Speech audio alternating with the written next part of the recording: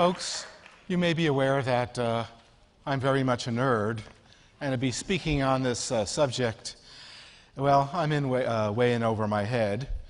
As a nerd, I can simulate social behavior for maybe an hour, maybe two tops, which is not an apology. I was born this way,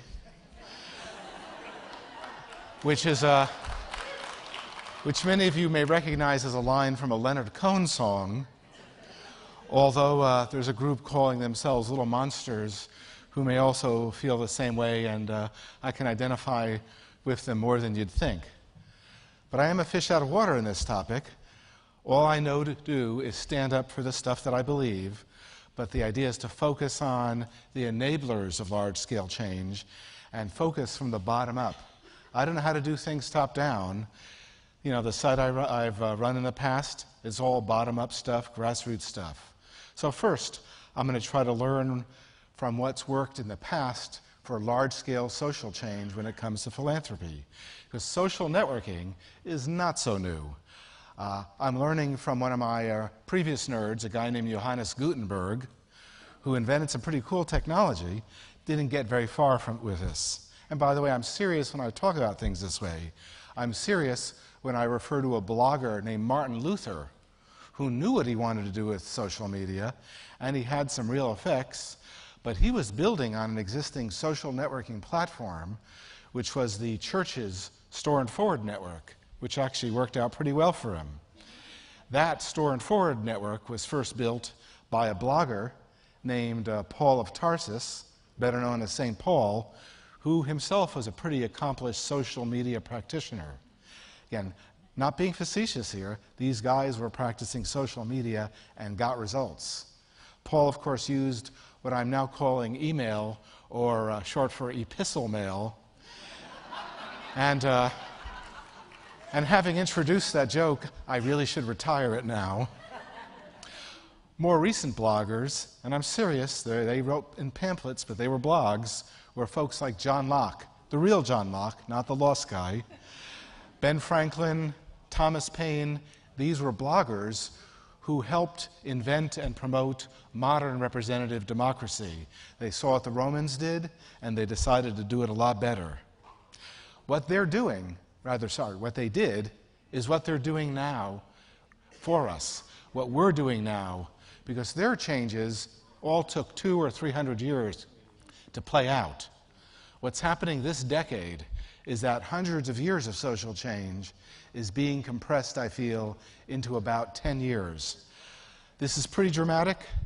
The deal is that we're living right now, I think, at a pivotal point in human history. You're part of it, and that's a big deal. What am I going to be doing? Well, again, as a nerd, I don't really know what I'm doing, so I figure I'll support the people who are really getting stuff done. I'll support people who are doing effective grassroots work.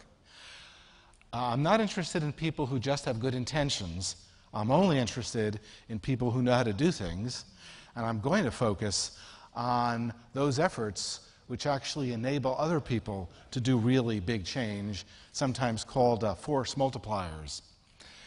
As an exercise, doing something I believe in is to support in a big way military families and veterans, because they always need help. They haven't been treated very well until 2009, trying to accelerate that, trying to make that happen in a big way. One problem is that there's a lot of small groups who help out a small number of veterans in a small geography at a time, and they don't talk with each other very much. But real stuff, next week I meet with 2 or 3 groups doing that kind of thing, pushing them in that direction. This also includes groups like the Blue Star Families, the Bob Woodruff Foundation, the Iraq and Afghanistan Veterans of America, the Intrepid Museum, also folks at Veterans Affairs, the Pentagon, and the First Lady's Office, trying to nudge people just to talk with each other because they're all too siloed. What I've learned so far is that there really are a lot of small groups around doing a lot of good work. They don't talk to each other, and they need enabling technology. But when we talk about amplifying things, there's a good government group called Sunlight Foundation. They had big announcements, big success.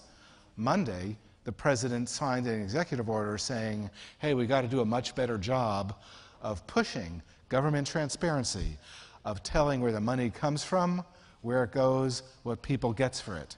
Simultaneously, the Republican House leadership introduced the data bill, which basically said, hey, let's do this. Let's build real sites which tell people where the money goes, and you can build tools, just like Sunlight Foundation does, to show people where the money goes.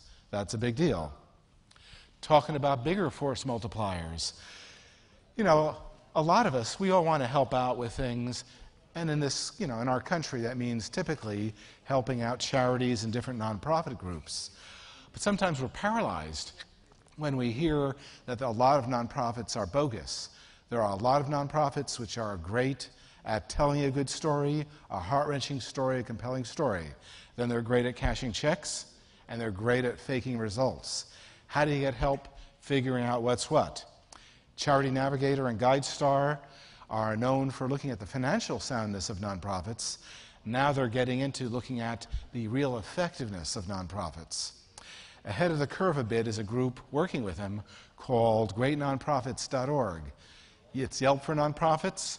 You can go in yourselves and do user reviews for nonprofits, and that really helps. That's a real contribution. If you know user review sites, though, you know they can be gamed, and that's one of the things I talk with them about. Finally, the most important tool in the preservation and survival of a free country is a free and vigorous press asking tough questions. Well, in attempts at wit, I've been saying things like the press should be the immune system of democracy, and that truth is the new black.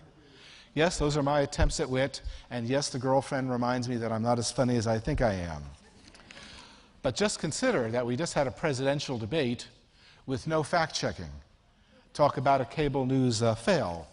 Talk about situations where, you know, you see reporters on cable news who you know and they know that a politician is lying to them, and that's never challenged. We're building networks of fact-checking now. PolitiFact is part of it. On Friday, I visit the Center for Public Integrity, pushing ahead the same thing. So, you know, in conclusion, I'm going to be asking 3 favors from you. If you're on Facebook, and if you see a group or cause that you believe in, like the thing.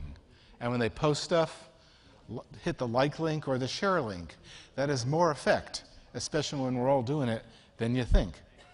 Do the same thing on Twitter.